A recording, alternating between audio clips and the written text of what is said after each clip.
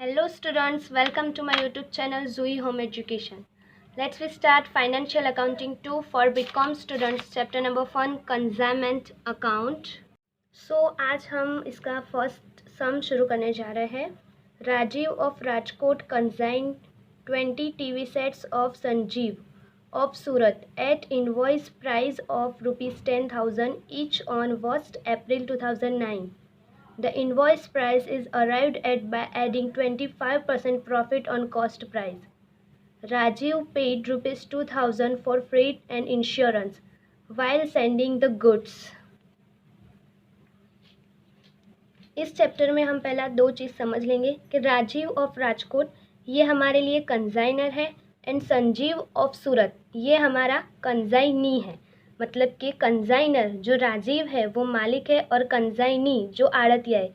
राजीव संजीव को माल भेजेगा बेचने के लिए. यहाँ दिया गया है कंसाइन 20 TV सेट. उसने 20 TV सेट भेजे हैं. इनवॉइस प्राइस का मीनिंग होता है cost price plus profit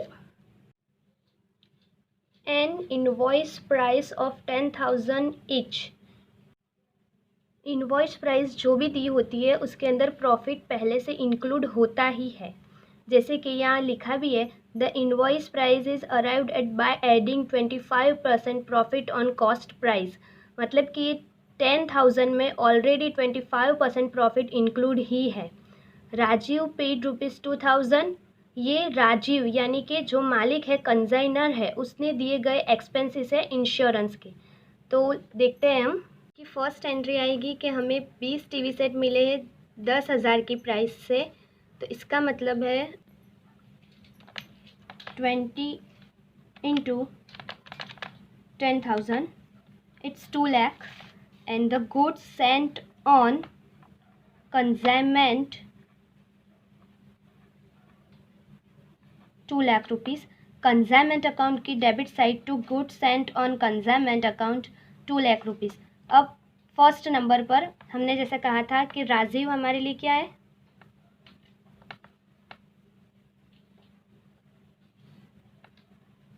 consignor and Sanjeev हमारे लिए क्या है कंसाइनी. तो इसमें पर्टिकुलरली दो लेज़र बनेंगी कंसाइनमेंट अकाउंट एंड कंसाइनीस अकाउंट. अब सबसे पहले जब माल भिजवाता है मतलब हमने जो देखा कि राजीव कंसाइट संजीव. तो राजीव ने जो माल बेचा वो कंसाइनमेंट अकाउंट की debit side to goods sent on consignment 2 lakh rupees यानी कि 20 into 10,000. अब हमेशा याद रखिएगा कि जब सम इनवॉइस प्राइस से अगर हमें दिया हुआ हो तो जैसे यहाँ हमने पूरे पर्टिकुलर 2 लाख लिख दिए मगर उसका जो प्रॉफिट होगा वो उसकी ऑपोजिट साइड मतलब ये हमने डेबिट साइड लिखा है तो उसकी ऑपोजिट साइड यानी कि क्रेडिट साइड उसका डिफरेंट आएगा. डिफरेंट मतलब जो भी प्रॉफिट हम अलग से निकालेंगे वो प्रॉफिट. तो चलिए प्रॉफिट निकालते थे. Calculation of profit. तो देन सपोज इसकी कॉस्ट प्राइस हम लेते हैं 100 एंड देन इसमें प्लस 25% प्रॉफिट यानी कि इसकी इनवॉइस प्राइस हुई 125. अब जब इनवॉइस प्राइस 125 थी तब हमारा प्रॉफिट था 25%. तो अब हमारी इनवॉइस प्राइस मतलब कि एक की इनवॉइस प्राइस थी 10,000 जो हमने आगे सम में देखा. तो उस पर हमारा प्रॉफिट अंदर कितना इंक्लूड होगा. तो लेट्स 1 2 3 4 इंटू ऐसे करेंगे ना 25 125.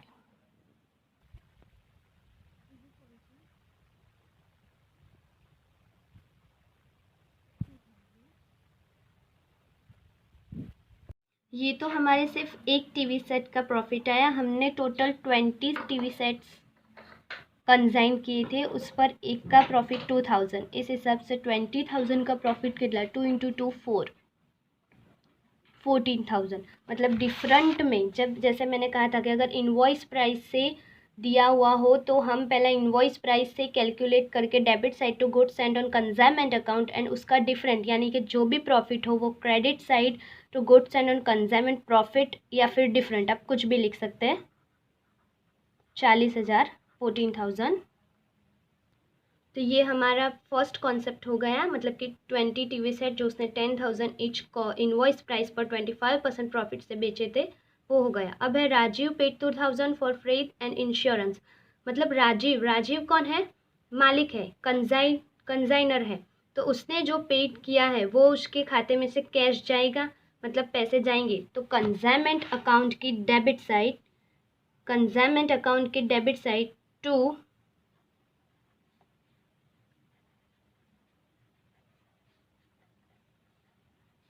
Cash account 2,000। हमेशा याद रखिएगा कि जो एक्सपेंसेस खुद कंजाइनर ने किए हो वो कैश अकाउंट में ही जाते हैं, वो कैश अकाउंट में ही जाएंगे। आगे देखते हैं। On 1st April 2009 Rajiv draw a bill of 4 month for ₹1 lakh on Sanjeev which was immediately returned by the latter duly accepted on 4th May 2009. Rajiv discount this bill in the bank at the rate of 12% discount per annum. इसका मतलब है 1 अप्रैल 2009 पर राजीव ने bill receive, जो हम कहते हैं लेनी हुंडी देवी हुंडी, वो है बिल रिसीवेबल। उसने 4 महीने की हुंडी लिख के दी थी 1 लाख रुपए की, जो संजीव ने अपनी इमीडिएटली उसने बटा दी, लेनी हुंडी बटा दी। तो उसने कब बटाई थी? 1 month। ये 4 month की थी, मतलब ये पूरी कब होती है?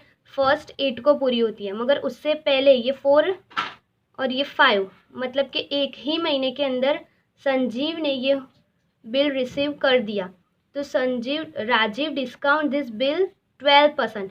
तो हम इसके ऊपर से 1 महीने का डिस्काउंट निकालेंगे और वो लाएंगे। चलिए तो डिस्काउंट निकालते हैं। Calculation of bill receivable account. तो 1 लाख की बिल रिसीव था, देन 12% उसके ऊपर डिस्काउंट था, और उसने टोटल 4 महीने की हुंडी लिखी थी जिसमें से हमने 1 ही महीने में निकाल दी, मतलब कि 3 महीने अभी भी बाकी है। 3 महीने हमें जल्दी मिला है वो, मतलब 3/12 यानी कि टोटल मंथ। तो कितना आया डिस्काउंट? 3,000। हमेशा याद रखिए बिल रिसीवेबल का डिस्काउंट कंसाइनमेंट अकाउंट की डेबिट साइड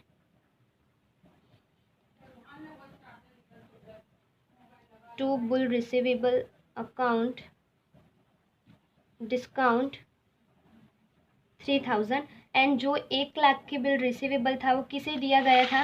कंजाइनी को दिया गया था, इसलिए कंजाइनी अकाउंट की क्रेडिट साइड, कंजाइनी के पास वो पैसा आएगा, इसलिए कंजाइनी अकाउंट की credit side bill receivable account 1 lakh. अब आगे देखते हैं, आगे का पॉइंट बिल रिसीवेबल हो गया। Sanjeev is entitled to get 5% general commission and 2% del credit commission. Commission 2 type के होते हैं, एक है जनरल कमीशन और एक है डेल क्रेडिट कमीशन, वो आगे हम आएगा तो गिनते हैं उसके ऊपर। और कमीशन किस पर होगा? सेल पर होगा, इसलिए पहले सेल का कॉन्सेप्ट आ जाए उसके बाद हम कमीशन का करेंगे। In addition to this he is allowed to be given 10% of net profit as a higher in profit। ये भी हम लास्ट में प्रॉफिट कब गिना जाएगा? जब हमें कंसाइनमेंट का लास्ट प्रॉफिट मिलेगा उसके बाद। ये आता है on 31st March 2010 Sanjeev sent an account sales and a bank draft for the amount due from him. अब ये सारे क्या दिए गए? ही पेड, ही मतलब कि संजीव कौन है? Consignee. He paid 800 for octroi, 1200 for insurance premium and 3,000 for advertisement. ये सारे वो एक्सपेंसेस है जो कंजाइनी ने किए हैं। अब कंजाइनी ने जो भी एक्सपेंसेस किए वो भी कंजाइनमेंट अकाउंट के डेबिट साइड ही आएंगे। मगर याद रखिए, अगर राजीव कौन है, मालिक था, कंजाइनर था, उसने जो एक्सपेंसेस किए वो हमने टू कैश अकाउंट लिखे, वो कैश से ही डायरेक्ट कट हो जाएगी। मगर जो कंजाइनी एक्सपेंसेस करता है, मतलब कि जो संजीव ने एक्सपेंसेस किए, वो हम लिखेंगे टू कंजाइनीस अकाउंट एक्सपेंसेस। टोटल हम सम करके भी लिख सकते हैं और एक एक अलग से उसको डिक्लेयर भी। मैं डायरेक्ट ही लिख देती हूँ वैसे तो, plus 3000, 5000 and the next point, he sold 10 TV set at rupees 11,000 each for cash. He sold 5 TV set at rupees 12,000 each to Mafatlal on credit. मतलब कि ये दो इसने सेल किए 10 टीवी सेट 11,000 के भाव से कैश पर एंड 5 टीवी सेट 12,000 के भाव से मफतलाल को क्रेडिट में, यानी कि उसने उधार दिए। अब जब भी सेल हो तो सेल का आएगा, बेचाण का आएगा कंजाइनमेंट अकाउंट की क्रेडिट साइड। अभी मैं आपको जितनी भी एंट्रीज बता रही हूँ सिर्फ आपको इसमें कंजाइनमेंट अकाउंट को ही फिलहाल ध्यान में लेना है। कंजाइनमेंट अकाउंट की क्रेडिट साइड, सॉरी ये गलती से बाय। अब ये सेल भी कौन कर रहा है, कंजाइनी कर रहा है, कंजाइनी कर रहा है, मालिक थोड़ी कर रहा है, कंजाइनी कर रहा है, इसलिए कंजाइनीज अकाउंट सेल। अब यहाँ पर हम लिखेंगे कैश, मतलब कि उसने कैश से कितना सेल किया, तो 10 TV set into 11,000, 1 2 3 4 and credit मतलब जो उसने मफतलाल को क्रेडिट पर बेचा 5 टीवी सेट 12,000 के भाव से, 1 2 3 और इसका टोटल सम बाहर जाएगा, इट्स 1,70,000। अब हम इसके ऊपर जो हमने आगे मैंने आपको बोला था कि हमेशा कमीशन का पॉइंट जो हम छोड़ के आए थे कि कमीशन सेल के बाद ही किया जाता है, तो ये हमने सेल वाला पॉइंट क्लियर किया। हमेशा याद रखिए जैसे ही आप सेल का पॉइंट क्लियर करते हैं वैसे ही आप पहला कमीशन गिन लीजिए, वरना भूल जाएंगे। तो सबसे पहले हम जनरल कमीशन।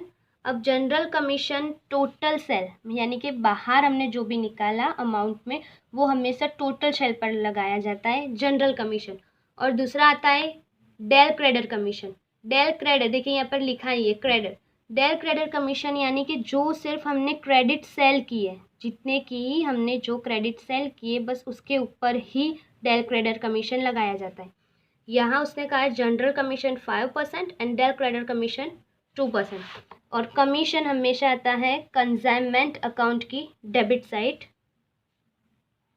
कमीशन का आएगा कंजाइनमेंट अकाउंट की डेबिट साइड, तो हमने लिख दिया है कि टू कंजाइनीज अकाउंट, मतलब कमीशन भी किसे मिलना है, कंजाइनी को ही मिलने का है, तो कंजाइनीज अकाउंट। अब दोनों commission general commission and del credit commission, मैंने आपको बताया कि जनरल कमीशन हमेशा टोटल सेल पर, यानी कि 5% टोटल सेल पर होगा ये, और del credit commission only for credit sale not cash sale, only for credit sale. और हमारा क्रेडिट सेल था 16,000, तो 2% 16,000 पर, देन ये, और टोटल है 9,700। ये लास्ट वाला पॉइंट है, Mafatlal was declare insolvent and only 80 paisa in a rupee could be received from his as a final dividend. यानी कि जो मफतलाल है वो नादार जाहिर हो गया और 80 पैसा उसने, मतलब अगर हमें 100 रुपीज़ किसी के पास से लेने हैं तो सिर्फ वो 80 देगा, बाकी 20 वो नहीं देगा। उस तरह से ये डील डिक्लेयर हुई थी, डिविडेंड डिक्लेयर हुआ था। मगर यहाँ पर हमेशा आप याद रखना, अगर कंजाइनमेंट अकाउंट में ये पूरे चैप्टर में कहीं पर भी ऐसा है तो आपको इसे ध्यान में नहीं लेना है। अगर वो क्रेडिट सेल मालिक से हुआ होता, अगर ये क्रेडिट सेल राजीव ने किया होता तो इसकी एंट्री आती, मगर ये मफतलाल को माल क्रेडिट पर किसने बेचा है, कंजाइनी ने बेचा है। अगर ये कंजाइनी ने बेचा है तो इसकी कोई एंट्री नहीं होगी, ये कहीं पर भी असर नहीं करेगा सम में, इसीलिए इसे छोड़ दो, ये कोई काम का नहीं, बस आपको कंफ्यूज करने के लिए दिया गया है। हमारा ये पॉइंट है, 1 TV set was completely destroyed due to fire why look godown during the year and the insurance company admitted ₹7,500। एक टीवी सेट हमारी गोडाउन में रखी हुई थी जो आग लगने की वजह से जल गई है, तो वो होता है हमारा अबनॉर्मल लॉस। दो लॉस होते हैं, एक नेचुरल लॉस, एक अबनॉर्मल लॉस। एबनॉर्मल लॉस यानी कि जो हमारी लापरवाही वजह से, आग हमारी लापरवाही की वजह से लगती है, इसलिए वो आएगा अबनॉर्मल लॉस में। और अबनॉर्मल लॉस का कैलकुलेशन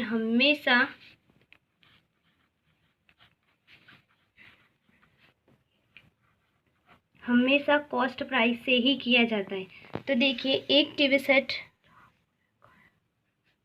है हमारा जिसकी प्राइस है 8,000। जैसे हमने पहला प्रॉफिट निकाला था, जो हमने आगे निकाला था प्रॉफिट, वो था 2,000, यानी कि 10,000 माइनस 2,000 इज 8,000। इस हिसाब से एक ही टीवी सेट फायर हुआ है, मतलब एक की प्राइस हुई 8,000। इसका मतलब है 1 इंटू 8,000 इज इक्वल टू 8,000। अब जितने भी एक्सपेंसेस है, मतलब कौन कौन से एक्सपेंसेस जो कंजाइनर ने किए हैं और जो एक्सपेंसेस कंजाइनी ने किए हैं,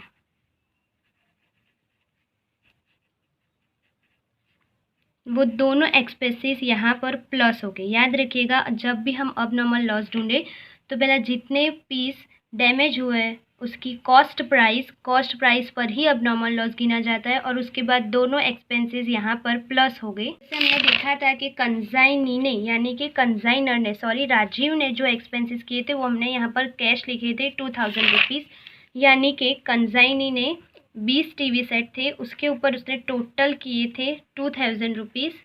तो हमारा तो डैमेज एक ही पीस का हुआ है, तो एक पीस कर उसका कितना एक्सपेंसेस रहा होगा, तो 2,000 डिवाइड बाय 20 मतलब 100 आएगा।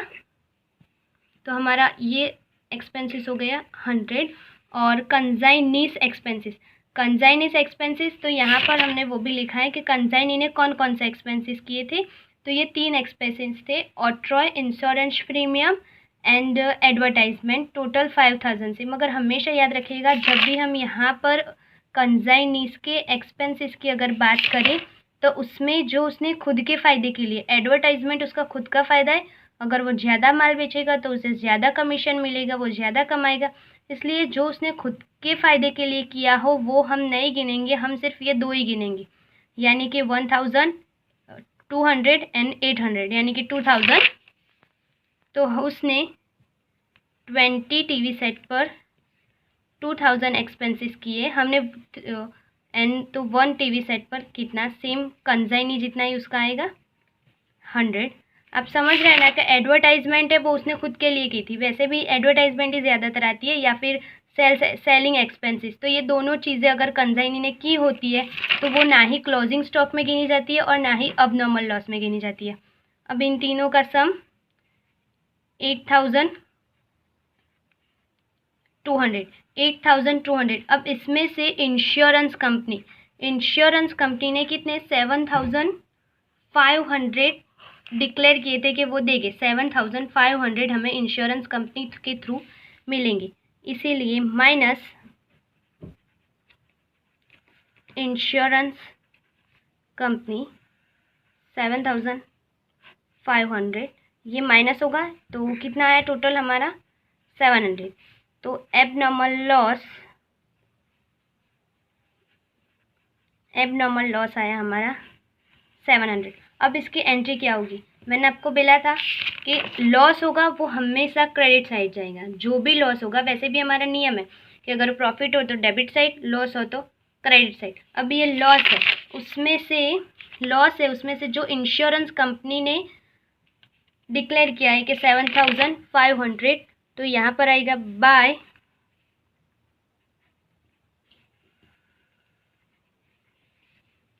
इंश्योरेंस कंपनी 500, एंड जो लॉस हुआ है हमारा 700 by P&L account, profit and loss account, यहाँ हम लिखेंगे जो लॉस हुआ है हमें वो हो गई। अब हमारा लास्ट पॉइंट, जो कि लास्ट वैसे है नहीं, out of the unsold TV set 2 TV set were damaged and repair from the repairing charges for the sum are ultimated at ₹1300। मतलब कि इसका कैलकुलेशन कब होगा, जब हम क्लोजिंग स्टॉक गिनेंगे। वैसे भी ये सब कुछ खत्म हो गया, लास्ट हमें गिनना है क्लोजिंग स्टॉक। कोई भी सम में क्लोजिंग स्टॉक नहीं दिया होगा, वो हमें ढूंढना ही होगा। इसीलिए लेट्स देखते हैं गाइस कि क्लोजिंग स्टॉक का कैलकुलेशन कैसे होता है। क्लोजिंग स्टॉक यानी कि हमने बेचा, फिर अपनॉर्मल लॉस हुआ और लास्ट में जितना भी स्टॉक बचता है वो। तो उसमें देखिए टोटल हमको उसने 20 टीवी सेट दिए थे, जिसमें हमने 15 सेल कर दिए और एक जो फायर हो गया यानी कि जो जल गया, यानी कि वो हमारा अबनॉर्मल लॉस। तो टोटल 4 आया, वो है हमारा क्लोजिंग स्टॉक। मगर इसके ऊपर कैलकुलेशन कैसे होगी, तो क्लोजिंग मैंने आपको बोला था सिर्फ अबनॉर्मल लॉस ही कॉस्ट प्राइस से किया जाता है, बाकी सब कुछ इनवॉइस प्राइस दी हो तो इनवॉइस प्राइस से ही की जाती है। अगर एक की 10,000 तो 4 की कितनी 40,000। क्लोजिंग स्टॉक की कैलकुलेशन इनवॉइस प्राइस से ही की जाती है। 4 क्लोजिंग स्टॉक है 10,000 देन 14,000। और इसके अंदर भी जितने भी एक्सपेंसेस है, यानी कि जो एक्सपेंसेस कंजाइनर ने किए हैं और जो एक्सपेंसेस कंजाइनी ने किए हैं, कंजाइनी के एक्सपेंसेस, दोनों ही एक्सपेंसेस इसमें प्लस होगी। तो देखते हैं, हमने आगे भी अब नॉर्मल लॉस में भी हम देंगे, यहीं से हम देख लेते हैं तो जल्दी हमें हो जाएगा। जैसे कंजाइनर ने किए थे 20 पर 2000, ये हमने अब नॉर्मल 1 का था, अब नॉर्मल लॉस 1 टीवी सेट का था, इसलिए ऐसे लिखा था। अब यहाँ पर हमें 4 पीस का ढूंढना है, यानी 20 टीवी सेट पर 2000 अगर उसने एक्सपेंसेस किए तो बचे कितने 4, तो 4 पर कितना। तो आप ये कर सकते हैं ऐसे, जैसे छोटे थे हम तब करते थे, 4 इंटू 2000 अपन 20 बेदू 400। एंड ये कंजाइनी ने जो एक्सपेंसेस किए हैं उसमें भी हम वही लागू करेंगे कि एडवर्टाइजमेंट और सेलिंग एक्सपेंसेस नहीं आएगा। 20 टीवी सेट पर 2000, तो 4 पर कितना 400, और ये टोटल आएगा, तो ये आया 14,800। अब देखिए इसके अंदर जो एक चीज़ हमें ध्यान रखनी है, वो यहाँ पर लास्ट में हमें दिया गया था कि 2 टीवी सेट जो डैमेज हो गए थे और उसे रिपेयर करवाया गया और वो रिपेयर हो भी गए, तो वो कितना उसका रिपेयरिंग चार्ज था 1300। मतलब जो 1300 रिपेयरिंग चार्ज था वो हमें इसमें से माइनस करेंगे, माइनस रिपेयरिंग चार्ज 50 नहीं ओनली 100, देन वो आएगा 39,500। ये आया हमारा क्लोजिंग स्टॉक जो 4 टीवी सेट पर से था। तो इसकी एंट्री कहाँ आएगी, जैसे हमें माल मिला था, यानी कि जब हमें प्रोडक्ट मिली थी तो वो हमने कंसाइनमेंट अकाउंट की डेबिट साइड लिखी थी, इसी तरह से क्लोजिंग स्टॉक आएगा वो क्रेडिट साइड, कंसाइनमेंट अकाउंट की क्रेडिट साइड लास्ट में आएगा। बाय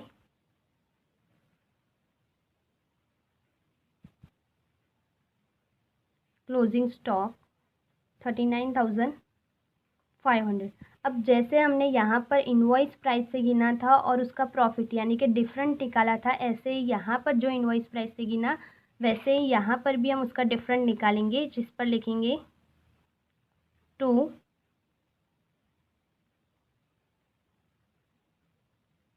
क्लोजिंग स्टॉक डिफरेंट या फिर प्रॉफिट, इसके ऑपोजिट। जैसे यहाँ हमने ऑपोजिट लिखा वैसे यहाँ इसके ऑपोजिट आप कुछ भी लिख सकते हैं। और इसकी कैलकुलेशन कैसे होगी, जैसे हमने ये देखा था कि 4 इंटू 10,000 इनवॉइस प्राइस से 40,000। अगर यहाँ हम कॉस्ट प्राइस लेते तो इसकी कॉस्ट प्राइस आती 4 इंटू 8,000 32,000। 32,000, मतलब 32,000 में और 1400 में डिफरेंट कितना हुआ? 8,000। आपको एकदम सिंपल ही दिखा रही हूँ कि आपको डिफरेंट कैसे निकालना है। डायरेक्ट आप ये सब माइनस करो, इतना सारा झमेला मत करो। डायरेक्ट 14,000 माइनस आप इसकी कॉस्ट प्राइस से मल्टीप्लाई करो, जो आए उसका ये डिस्क्रिप्शन यानी कि माइनस करो। 14,000 माइनस 32,000 8,000, तो ये हमारा आया डिफरेंट, जो यहाँ हम लिख देंगे 8,000। अभी भी यहाँ सम पूरा नहीं हुआ है। आगे हम जो एक चीज़ छोड़ कर आए थे वो था, हमने कमीशन तो गिन लिया था, मगर उसके बाद यहाँ लिखा था he is also to be given 10% of net profit as a hire in a profit, यानी कि जो उसे जनरल कंसाइनी है, जो उसे कमीशन तो मिल रहा है मगर उसके साथ साथ उसे नेट प्रॉफिट का, मतलब कि इसका हम प्लस करेंगे, उसमें से माइनस करेंगे और जो भी नेट प्रॉफिट आएगा उसके अंदर से भी 10% किसे मिलेंगे? कंसाइनी को मिलेंगे। तो उसके लिए चलिए हम ढूंढते हैं। पहले हम इसका प्लस कर देंगे, तो ये आता है 25,07,700। दोनों साइड इक्वली लिख देंगे, जो ज़्यादा होगा 25,07,700। अब हमें 10% प्रॉफिट, मतलब इसमें से ये सब कुछ माइनस करेंगे, तो इसका जो माइनस है वो आ रहा है 13,000। अब 13,000 पर 10%, कंसाइनी को हमें कमीशन मतलब कि प्रॉफिट कितना देना है? 10%। तो 30,000 के 10% 3,000। अब प्रॉफिट, जैसे कमीशन यहाँ लिखा है वैसे ही अगर हमें किसी को प्रॉफिट देना है तो वो भी हम यहीं पर लिखेंगे, टू कंसाइनीज प्रॉफिट 3,000, और इसमें से भी और 3,000 माइनस करेंगे, यानी कि 27,000। ये आया हमारा नीट प्रॉफिट, या फिर आप बोलो प्रॉफिट एंड लॉस। ये आया हमारा नीट प्रॉफिट। ये हमारा कंसाइनमेंट अकाउंट हुआ कंप्लीट। अब जब आपको पहले कंसाइनमेंट अकाउंट, जैसे मैंने आपको बोला, आपको सिर्फ पहले कंसाइनमेंट अकाउंट क्लियर करना है। अब कंसाइनी अकाउंट, कंसाइनी का अकाउंट वो तो खुद ब खुद आपको आ जाएगा। सिर्फ इसमें ध्यान रखना है कि बिल रिसीवेबल अकाउंट, ये आपको अच्छे से यहाँ पर 1,00,000 की पूरी एंट्री देनी, यही एक एंट्री है जो आपको बीच में याद रखनी होगी। बाकी यहाँ पर जो जो कैलकुलेशन में कंसाइनी डेबिट है वो सारा यहाँ पर क्रेडिट कर दो, और जो यहाँ पर क्रेडिट है उसे आप यहाँ पर डेबिट कर दो। कंसाइनमेंट में से कंसाइनीज अकाउंट में अगर आपको एंट्री करनी है तो यहाँ पर जो डेबिट है, जैसे यहाँ पर आप पहले से देखते देखते हो, ये रहा टू कंसाइनीज अकाउंट एक्सपेंसेस 5,000, ये डेबिट साइड है, तो इसे हम लिख देंगे इसकी क्रेडिट साइड। ये मैंने लिख दिया है कि ये जो डेबिट साइड थी हमारी एक्सपेंसेस, कंसाइनीज एक्सपेंसेस 5,000, और जो हमारा कंसाइनीज का कमीशन था वो दोनों डेबिट साइड था। तो कंसाइनी के अकाउंट में क्रेडिट साइड हम लिखेंगे consignment account expenses, consignment account commission. और कोई यहाँ पर उसकी एंट्री रह जाती है, हाँ कमीशन, क्लोजिंग स्टॉक नहीं आएगा। कंसाइनीज प्रॉफिट 3,000, ये कंसाइनमेंट अकाउंट की डेबिट साइड पर है, तो इसे हम ले जाएंगे कंसाइनीज अकाउंट की क्रेडिट साइड पर, कंसाइनमेंट अकाउंट प्रॉफिट 3,000। अब यही साइड की सारी एंट्रीज पूरी हो गई। अब हम देखते हैं कंसाइनमेंट अकाउंट की क्रेडिट साइड। गुड्स एंड ये नहीं आएगा, सेल, सेल कंसाइनी के नाम पर है, यानी कि कंसाइनीज अकाउंट ये क्रेडिट साइड पर है टोटल ये, तो ये हम कंसाइनी अकाउंट के डेबिट साइड लिख देंगे to consignment account, total amount 1,70,000। और अब यहाँ पर कोई भी कंसाइनी के नाम पर कोई एंट्रीज रहती नहीं है। अब देखा आपने कि कंसाइनी अकाउंट कितना इजी है, जो वहाँ पर कंसाइनी के नाम पर डेबिट है आप उसे यहाँ पर क्रेडिट करें, जो वहाँ पर क्रेडिट है उसे आप डेबिट करें, और आपको लिखना क्या है सब में? Consignment account. अब हम इसका टोटल करते हैं, टोटल ऑलवेजली यही ज़्यादा है, 1,70,000, 1,70,000। और अब हम इसे इसमें से माइनस करेंगे। अगर आपको ये वीडियो समझ में आया और पसंद आया तो प्लीज़ लाइक करें, शेयर करें एंड सब्सक्राइब करें।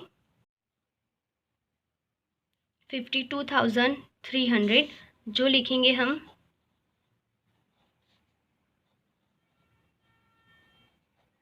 बाय बैंक अकाउंट, ये हमने जो ढूंढा, ये हमारा पूरा सम हो गया है कंप्लीट। आप एक बार फिर से अगर आपको कोई कन्फ्यूज़न है तो आप कमेंट में बता सकते हैं और देख सकते हैं।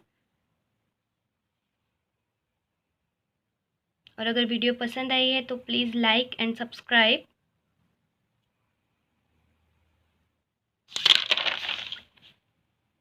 ये जो हमने एबनॉर्मल लॉस की कैलकुलेशन की थी और ये जो हमने क्लोजिंग स्टॉक की कैलकुलेशन की थी, सबको मोस्टली क्लोजिंग स्टॉक और एबनॉर्मल लॉस में ही तकलीफ़ होती है। Thank you.